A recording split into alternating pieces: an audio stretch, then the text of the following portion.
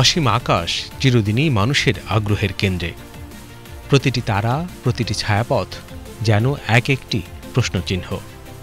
কে আমরা? কোথা থেকে এলাম?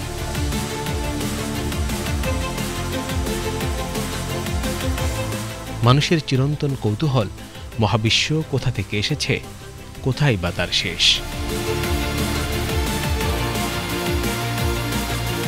এই প্রশ্নের উত্তর খুঁজেছেন একজন বিজ্ঞানী, যার চিন্তা ছুঁয়ে গেছে মহাশূন্যের গভীরতা।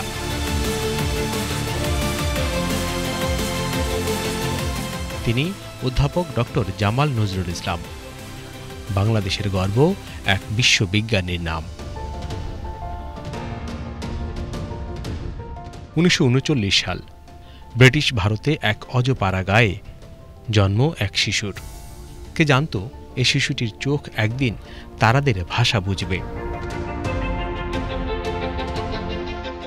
1939 সালের 24 ফেব্রুয়ারি ভারতের ঝাড়খণ্ডের ঝারিয়া শহরে জন্ম নেয়া জামালের শৈশব কেটেছে চট্টগ্রামে। তার পিতার নাম খান বাহাদুর সিরাজুল ইসলাম, যিনি একজন সরকারি কর্মকর্তা ছিলেন। বাবার বন্ধু ছিলেন কবি কাজী নজরুল ইসলাম। বন্ধুর প্রতিভায় মুগ্ধ হয়ে তার নামে ছেলের নাম রেখেছিলেন।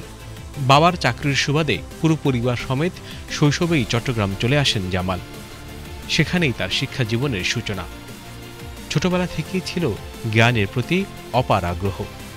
চট্টগ্রাম কলেজের পাঠ চুকানোর পর শুরু হয় তার আন্তর্জাতিক অভিযাত্রা। চট্টগ্রামের ছেলেটি এবার পৌঁছে গেল ক্যামব্রিজে। যেখানে একদিন নিউটন হেঁটেছিলেন, সেখানে পা রাখলেন এক বাঙালি। স্বপ্ন যার পাহাড় সমান। ক্যামব্রিজ বিশ্ববিদ্যালয়েই শুরু হয় তার মহাবিশ্ব সন্ধানের প্রথম ধাপ। তিনি মনে করতেন মহাবিশ্ব এক ধরনের কাব্য, গাণিতিক ছন্দে শুধু বুঝতে হয় তার ভাষা। তিনি ছিলেন এমন একজন যিনি মহাবিশ্বের জটিলতাকেও বুঝিয়ে দিতেন সহজ ভাষায়। তিনি গবেষণা করলেন মহাবিশ্বের জন্ম, মৃত্যু ও অস্তিত্ব নিয়ে। তার কলমে রূপায়িত হল the ultimate fate of the universe, an introduction to mathematical cosmology. Black hole, cosmology, general relativity সবই তার চিন্তার খেলার মাঠ। তার এসব লেখনী আন্তর্জাতিক অঙ্গনে ব্যাপকভাবে সমাদৃত। এছাড়া তিনি বহু গবেষণা প্রবন্ধ রচনা করেন, যা আজও আধুনিক মহাবিশ্ব তত্ত্বে গুরুত্বপূর্ণ রেফারেন্স হিসেবে ব্যবহৃত হয়। ডক্টর জামাল নজরুল ইসলাম ছিলেন একজন খ্যাতনামা তাত্ত্বিক পদার্থবিদ ও মহাবিশ্ব তত্ত্ববিদ। বিশ্বের অন্যতম বিজ্ঞানী স্টিফেন হকিংয়ের সঙ্গে তার গবেষণা ও কাজ ছিল অত্যন্ত গুরুত্বপূর্ণ। তার কর্মজীবন এবং গবেষণাকর্ম শুধু বাংলাদেশই নয়, বিশ্বব্যাপী বিজ্ঞান অঙ্গনে এক উজ্জ্বল দৃষ্টান্ত হিসেবে বিবেচিত। বিদেশের মাটিতে সম্মান আর সাফল্য পেলেও তার মন পড়েছিল বাংলাদেশে। একটা সময় নাম খ্যাতি সব ছেড়ে ফিরে এলেন দেশে। বিদেশে নামী প্রতিষ্ঠানে কাজ করার সুযোগ তিনি ত্যাগ করলেন, কারণ তার বিশ্বাস ছিল এই দেশের জন্য তার দরকার। এই যে আমাদের বিরাট ঐতিহ্য, এটা ধরে রাখতে হবে। এটা সমাজের জন্য, সারা বিশ্বের জন্য একটা গুরুত্বপূর্ণ। এখানে বিজ্ঞানের প্রসারে ভূমিকা রাখতে চাইলেন তিনি। ডক্টর জামাল নজরুল ইসলাম দেশে ফিরে এসে চট্টগ্রাম বিশ্ববিদ্যালয়ে যুক্ত হন। সেখানে গড়ে তুললেন গবেষণা কেন্দ্র, research centre for mathematical and physical sciences. নিভৃতে নিরলস কাজ করে গেলেন বিজ্ঞান মনস্ক প্রজন্ম তৈরি করতে। তার হাত ধরে শত শত শিক্ষার্থী উদ্বুদ্ধ হয়েছে বিজ্ঞান চর্চায়।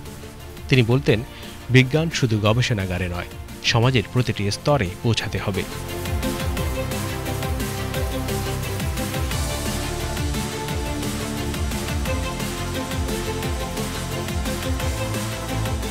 ডক্টর জামাল নজরুল ইসলাম পেয়েছেন বহু সম্মাননা, যার মধ্যে আছে জাতীয় অধ্যাপক উপাধি ও 21 পদক। ওনার যে সংবাদপত্র এখানে আরম্ভ করার পেছনে সমাজ সেবার অবশ্যই একটু উদ্দেশ্য ছিল। সময় চলে যায়, মানুষ রয়ে যায় তার কাজের মাঝে। 2013 সালের 16 মার্চ পৃথিবীর মায়া ত্যাগ করেন এ মহান বিজ্ঞানী। তার রেখে যাওয়া আলো আজও ছড়িয়ে আছে আমাদের চিন্তায়, বইয়ের পাতায়, ছাত্রের চোখে। তিনি মানতেন বিজ্ঞান শুধু আবিষ্কার নয়, বিজ্ঞান মানে ভালোবাসা।